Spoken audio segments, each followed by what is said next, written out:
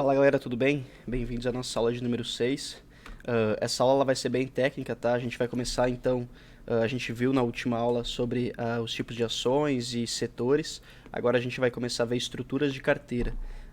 A gente vai trazer aí padrões, vou trazer 5 padrões prontos para vocês, de acordo com cada perfil, né? E vocês veem aonde vocês se identificam, eu vou explicar o porquê de cada estrutura, o porquê de cada parte da carteira desta forma, e vocês veem em qual vocês se identificam mais, para onde preferem começar, e a partir daí vocês comecem a escolher os ativos que vão compor a carteira de vocês. Então, para que a gente consiga escolher uma estrutura de carteira, a gente precisa entender o nosso perfil investidor, que basicamente são 3. É o conservador, o moderado e o agressivo ou arrojado. O que acontece aqui? O perfil o conservador, ele trata de que a pessoa não tem aversão ao risco. Então, a pessoa tem medo de perder e prefere ganhar pouco e demorar para que seu capital seja remunerado de uma forma eficiente, mas não quer ver o seu patrimônio oscilar, né? Às vezes está com um patrimônio mais baixo do que você de fato investiu. O perfil moderado, você aceita um risco, né, que seja controlado. Você pode entrar no mercado de ações, por exemplo, que é considerado um investimento agressivo, arriscado, só que em empresas que são mais estáveis, mais consistentes, que a gente chama de uma ação da renda fixa, que são empresas que oscilam pouco e que estão em setores perenes, são ações perenes e que têm uma confiança e segurança para que seja investido nela. E tem o perfil agressivo e arrojado, que são os tomadores de risco. Eles querem alavancar seu patrimônio, às vezes eles colocam uma parcela pequena do seu patrimônio total e jogam o mais agressivo possível, com opções, com derivativos, com day trade. Então aqui o perfil agressivo ele é um pouquinho mais complicado de se trabalhar. O perfil ele pode mudar conforme o tempo e conforme o seu conhecimento de mercado. Conforme você vai ganhando mais experiência, mais confiança, você pode passar aí do moderado para o agressivo, por exemplo. Aqui vale lembrar, eu vou falar para vocês lá nas dicas gerais, no final, sobre na hora que vocês vão preencher o Suitability, que é o questionário para analisar o seu perfil quando vai abrir a conta da investidora, vocês vão ter que colocar ele como agressivo ou arrojado. Colocar não, vocês vão ter que responder as questões para que dê agressivo ou arrojado. Tem um investimento que vocês vão ver que vai estar presente em todas as carteiras estruturadas, que é um ETF. E como é um fundo de índice, por mais que ele não seja agressivo, tanto é que se fosse eu não estaria falando dele para vocês, ele é necessário para que faça a compra que você esteja no perfil agressivo. Tá? Então não se preocupem com a questão do Suitability, é para dar agressivo o perfil de vocês, tá? Para que vocês possam comprar esse fundo de índice, esse ETF. Legal? Pessoal, agora vamos focar aqui que é muito importante essa parte. Aqui é questão de disciplina e questão de saúde financeira. O que acontece? A gente não pode pensar apenas em investimento e querer alavancar e ganhar dinheiro. A gente precisa ter proteções e ter uma série de fato, proteções contra o mercado e contra emergências e contra crises. Para que isso aconteça, a gente precisa ter 2 reservas. Tá? A primeira é uma reserva de emergência, que esse teu dinheiro de reserva de emergência é para suprir, de fato, emergências que venham a acontecer, como perda de emprego, alguma, sei lá, consulta médica que você precisa fazer, bater o carro, enfim, algo que não estava programado e que demande de um dinheiro e você tenha esse dinheiro guardado e não precise tirar dos investimentos. Porque o que pode acontecer? Vamos supor aí que você perdeu o emprego, bateu o carro. Você estava tudo bem, estava investindo teu dinheiro em ações e tal, acabou que bateu o carro e precisou aí R$3.000 para consertar. Para que você não precise tirar o dinheiro das ações, porque o que pode acontecer? No curto prazo, os movimentos são imprevisíveis. Por mais que sejam empresas boas, empresas consolidadas, pode ser que você esteja com um patrimônio um pouquinho abaixo do que você investiu. Então, se você tirar esse dinheiro de uma hora para outra, pode ser que você venda mais barato do que você comprou. E isso sim se caracteriza como perda, né? Porque você vai vender mais barato. Então, para que você esteja protegido disso, você tem que ter a sua reserva de emergência montada. E a reserva de emergência você pode deixar na poupança, porque o único local que você vai poder tirar a qualquer momento esse dinheiro é a poupança, com terminais eletrônicos aí de Caixa Econômica, Banco do Brasil, enfim, esses bancos tradicionais que tem em toda esquina, toda cidade você encontra o banco. E é aconselhado que o valor dessa reserva de emergência seja de 4 a 6 meses do seu custo mensal. Legal? Vamos supor aí que se você mora com a mãe, o teu custo mensal seja de comprar roupa, plano de celular e seja muito baixo. Deixa aí 2, 3 mil reais nessa reserva de emergência então. Caso você já pague aluguel, more sozinho, pague água, luz, telefone, plano de celular, né? Enfim, que tenha despesas mais consolidadas, daí 2, 3, 800 mil reais de despesa mensal, multiplique esse valor mensal, né, a média dos últimos meses, por 6 vezes e deixe essa reserva montada.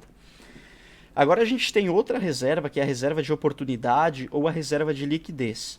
Essa reserva serve para que a gente aproveite oportunidades no mercado. Por exemplo, vamos supor que a gente invista todos os meses R$1.000 na bolsa, tá? E aí veio agora o coronavírus e fez com que 50% do patrimônio abaixasse. Se você tiver 20% do teu patrimônio numa reserva, que aí é de uma renda fixa, num CDB com liquidez diária, no Tesouro Selic, que seja, você pode resgatar nesses momentos de crise, nessas oportunidades, e comprar ações muito baratas. Isso vai fazer com que o que aconteça? Você consiga comprar as ações baratas e fazer com que o teu retorno seja muito acelerado. Né? Foi o que aconteceu agora. Veio o coronavírus, usamos a reserva de emergência, a reserva de oportunidade, perdão, para comprar ativos mais baratos que a gente já tinha e agora os ativos já passaram o preço médio e já está tudo tranquilo novamente. Inclusive isso fez bem para a carteira porque a gente diminuiu os preços de compra, né? E tudo segue normal. Então isso é muito importante, pessoal, tá? Extremamente importante. Eu no começo não tinha reserva de oportunidade e sofri com uma pequena queda que teve. Se eu não tivesse agora, durante o período de coronavírus, a minha carteira provavelmente ainda estaria negativa. E outro mecanismo de proteção para que a gente tenha uma saúde aí nos investimentos é a questão da diversificação. A diversificação é extremamente importante e não apenas, por exemplo, eu vou diversificar em uma ação de energia elétrica, uma de banco, uma de saneamento.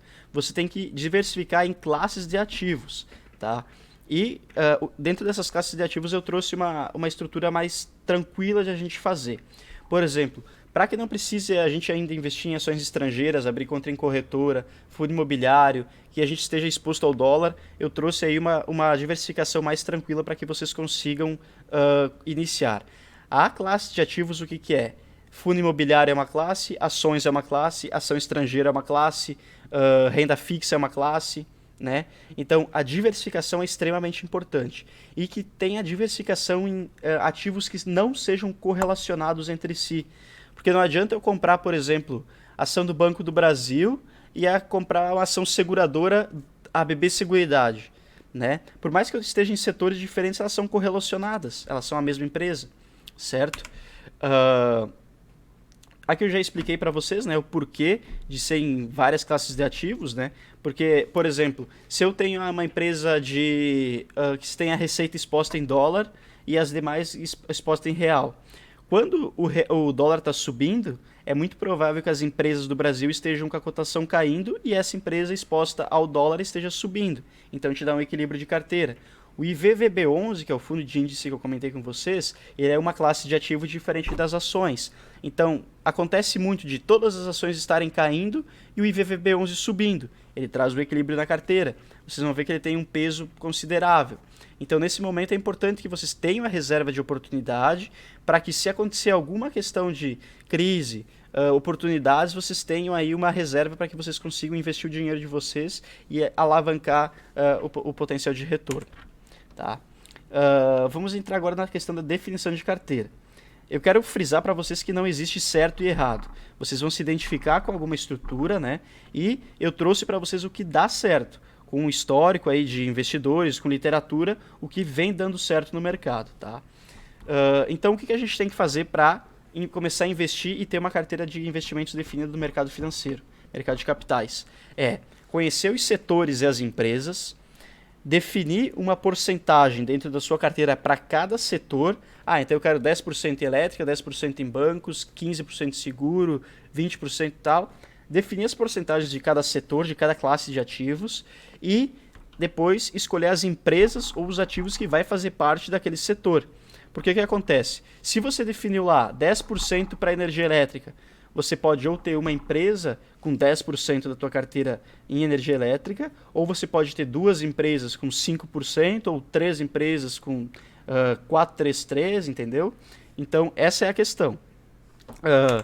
Vamos aqui entrar então para a primeira estrutura de carteira. Essa estrutura de carteira eu tirei de exemplo do analista da Suno Research, tá? Que é uma casa de análise. Para eles, uma carteira previdenciária ela tem que estar estruturada mais ou menos assim.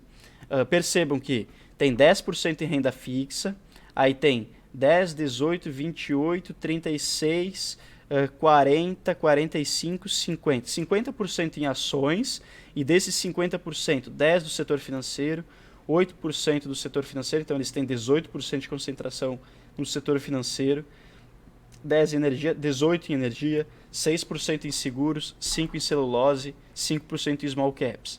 Então, vocês tendo essa estrutura de carteira, vocês conseguem ter uma noção já e apenas escolher as empresas que querem compor essa carteira. Por exemplo, vamos lá, renda fixa, vamos colocar 10% do nosso capital em renda fixa, vai lá. Você tem R$1.000 para investir, por exemplo, R$100 coloca no Tesouro Selic. Ações do setor financeiro, 10%, vou investir no Banco Itaú, mais R$100. Setor financeiro 2, vou botar mais R$800, perdão, a gente falou em R$1.000, né? Mais R$80 em Banco Bradesco. Ações do setor de energia, vou botar R$100 sei lá, vamos pegar na Transmissão Paulista. R$80 vou colocar na NBR. Então a gente escolhe as empresas que são boas nesse setor e escolhem para compor a nossa carteira. Eu acho que fica mais fácil, né? Vocês têm a estrutura montada e aí vocês escolhem as empresas e já tem a definição de valores, tá? Aqui eu vou começar a trazer as alternativas que eu trago para vocês que estão iniciando, né? Então eu trouxe o exemplo de R$2.000, tá? Vamos supor que vocês tenham R$2.000 para iniciar, ou que tenha R$2.000 por mês, enfim. Aqui o valor, depois vocês podem criar uma planilha do Excel, só solta o valor, ele vai dar para vocês quanto em cada ativo vocês têm que colocar. Eu trouxe para uma carteira Start, ou seja, carteira inicial, bem conservadora. 60% em renda fixa, então aqui de R$2.000, vocês colocariam R$1.200 na renda fixa, que é Tesouro Selic, é um CDB de liquidez diária, ou deixar propriamente na conta, na conta do Nubank, né, que rende 100% de CDI. 8% em bancos, 8% em energia, 8% em saneamento, 6% em seguros e percebam aqui, 10% no IVVB11, tá? O IVVB11, eu vou repetir para vocês o que ele é. É um fundo de índice que ele replica o resultado das 500 maiores empresas dos Estados Unidos. Uma cota do IVVB11 hoje deve estar R$170, tá? Então, ele é de suma importância na carteira, porque você vai estar exposto ao dólar e você vai estar exposto nas empresas americanas.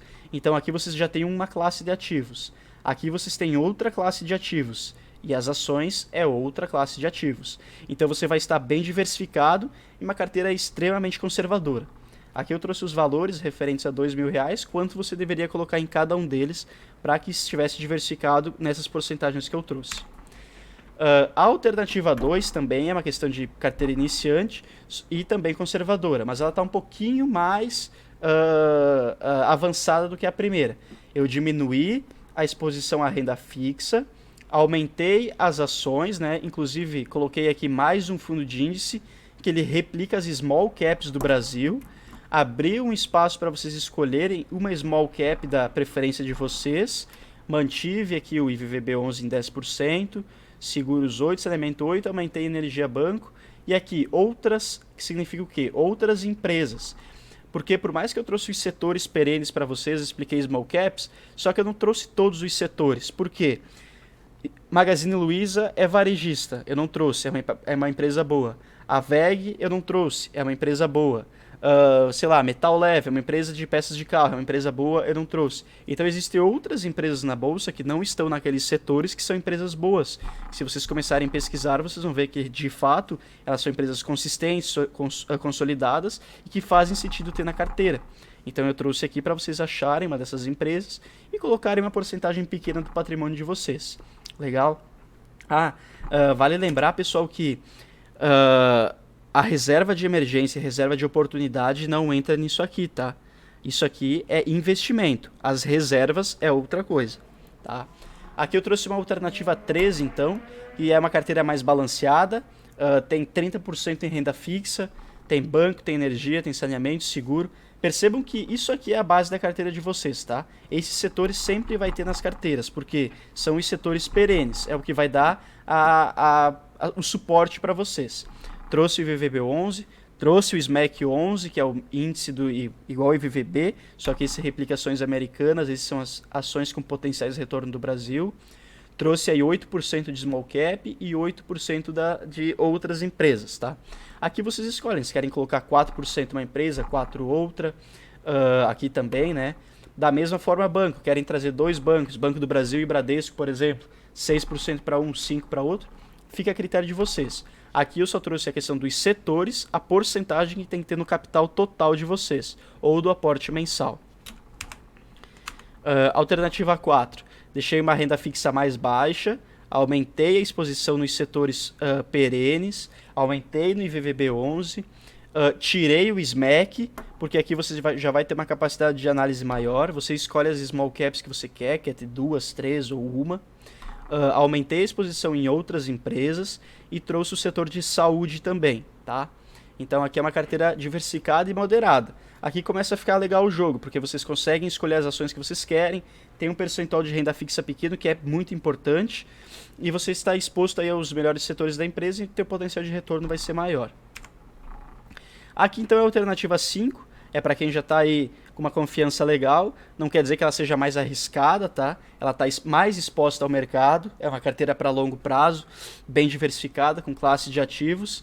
Então, eu deixei 10% em renda fixa, trouxe exposição em setores perenes, 12% em VVB11, 10% em small caps, 12% em outras, 8% em saúde.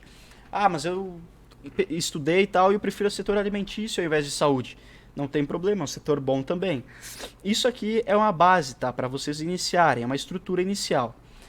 Saliento que aqui em outras vocês podem colocar 2, 3, 4 empresas, como vocês quiserem.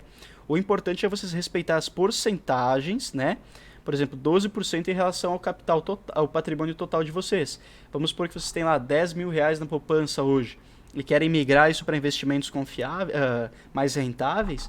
No caso aqui, seria 10 mil, você colocaria R$ 1.000 em renda fixa, 1.300 em bancos, 1.300 em energia, 1.200 em saneamento, 1.000 em seguros, 1.200, enfim. Essa é a ideia que vocês têm que ter, tá? Eu trouxe aqui já esmiuçado para que facilite o entendimento. Aqui as observações gerais. Como eu já comentei com vocês, a questão de outras são empresas que também são muito boas, só que não estão naqueles setores que eu comentei.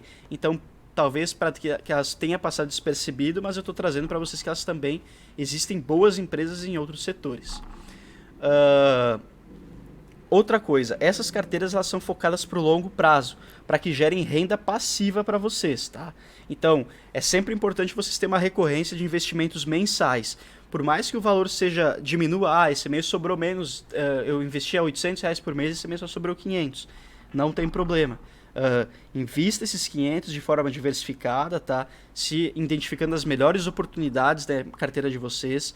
Não deixem passar daquela porcentagem. Claro que se passar um pouquinho não tem problema.